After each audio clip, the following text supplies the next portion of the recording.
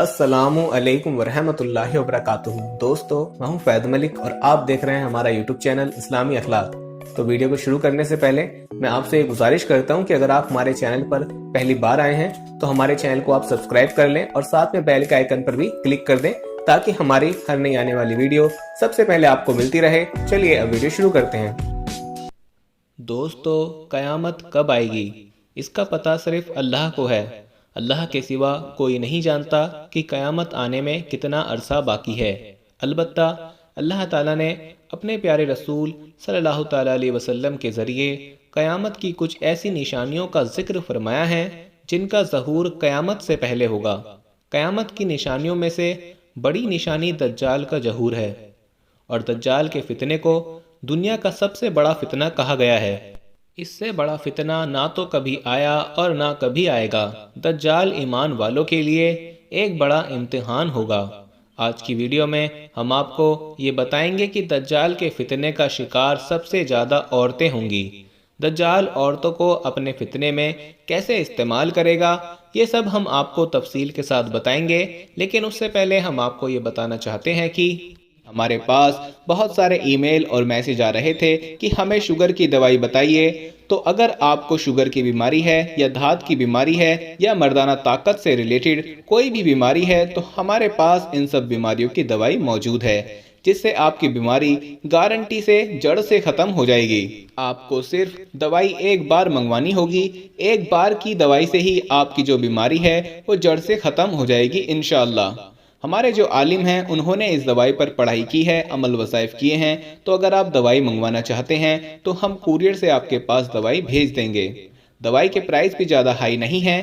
دوائی منگوانے کے لیے آپ اسکرین پر دیے گئے نمبر پر واٹس ایپ کر کے دوائی آرڈر کر سکتے ہیں، اور زیادہ جانکاری کے لیے آپ واٹس ایپ پر میسج کریں یا کال کریں۔ دوستو، آپ کو حدیث نبوی صلی اللہ تعالیٰ علیہ وسلم کی روشنی میں دجال کے بارے میں بتاتے ہیں۔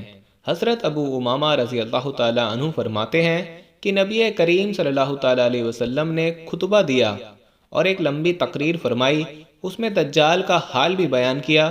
رسول اللہ صلی اللہ تعالیٰ علیہ وسلم نے فرمایا، جب سے اللہ تعالیٰ نے اولاد آدم کو پیدا کیا ہے اس وقت سے اب تک دجال کے فتنے سے بڑھ کر کوئی فتنہ پیدا نہیں فرمایا۔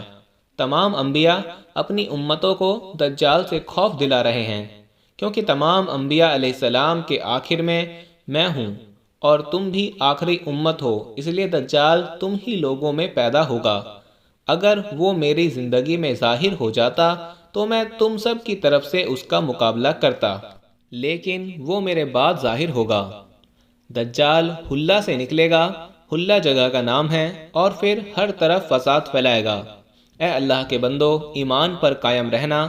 میں تم کو اس کی وہ حالت سناتا ہوں جو مجھ سے پہلے کسی نے بھی بیان نہیں کی۔ پہلے تو وہ نبی ہونے کا دعویٰ کرے گا اور پھر وہ کہے گا کہ میں خدا ہوں، نعوذ باللہ۔ جب ہم مرنے سے پہلے خدا کو نہیں دیکھ سکتے تو پھر دجال کیسے خدا ہوا؟ اس کے علاوہ وہ کاڼا ہوگا اور ہمارا رب کاڼا نہیں، اور اس کے ماتھے پر کاف فا را لکھا ہوگا، جسے ہر مومن عالم ہو یا پھر کوئی جاہل سب پڑھ لیں گے۔ حضور نبی اکرم صلی اللہ تعالیٰ علیہ وسلم نے فرمایا، دجال کے ساتھ جنت اور دوزخ بھی ہوگی، لیکن حقیقت میں وہ جنت دوزخ ہوگی اور دوزخ جنت ہوگی۔ تو جو شخص اس کی دوزخ میں ڈالا جائے تو وہ سورہ کاف کی پہلی آیت پڑھے تو وہ دوزخ اس کے لیے ایسے ہی باغ ہو جائے گی جیسے ابراہیم علیہ السلام پر ہوئی تھی۔ دوستو، روایت کے مطابق اس کا ایک فتنہ یہ بھی ہوگا کہ دجال ایک شخص کو مار کر اور چیر کر اس کے 2 ٹکڑے کر دے گا اور کہے گا کہ دیکھو اب اس بندے کو ملاتا ہوں، اور پھر کہے گا کہ اب بتاؤ کیا اب بھی میرے علاوہ کسی دوسرے خدا کو مانو گے؟ خدا تعالیٰ اس دجال کا فتنہ پورا کرنے کے لیے اس انسان کو زندہ کر دے گا۔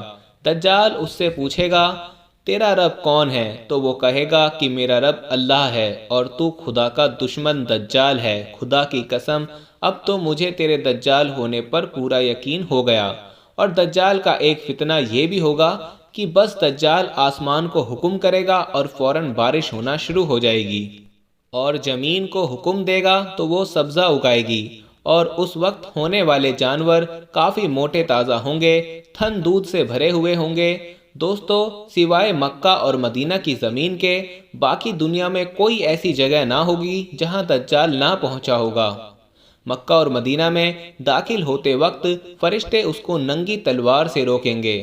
تو دوستو، جہاں تک بات ہے عورتوں کا اس فتنے کا شکار ہونے کی، تو اس بارے میں روایت یہ ہے کہ دجال یہودی قوم میں سے ہوگا، اس کے پیروکاروں کی اکثریت یہودی اور عورتیں ہوں گی۔ تو دوستو، اس روایت سے یہ معلوم ہوا کہ دجال کے فتنے کا شکار زیادہ تر عورتیں ہوں گی۔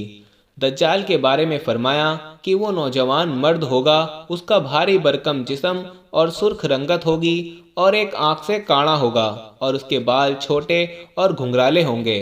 سواری میں ایک بڑا گدھا ہوگا اور خدائی کا دعویٰ کر کے چاروں طرف فساد پھیلائے گا۔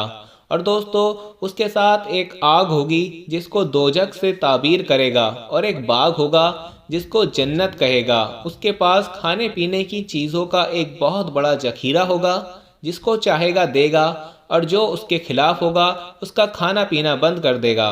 زمین کے سارے خزانے اس کے کہنے سے اس کے سارے ہمراہ ہو جائیں گے، اور کچھ لوگوں سے کہے گا کہ میں تمہارے ماں باپ کو زندہ کر سکتا ہوں، میری قدرت دیکھ کر مجھے اپنا خدا مان لو۔ دوستو، دجال پھر مکہ کی طرف جائے گا، مگر فرشتوں کی وجہ سے وہ مکہ میں داخل نہیں ہو سکے گا، اور پھر اس کے بعد وہ مدینہ جائے گا۔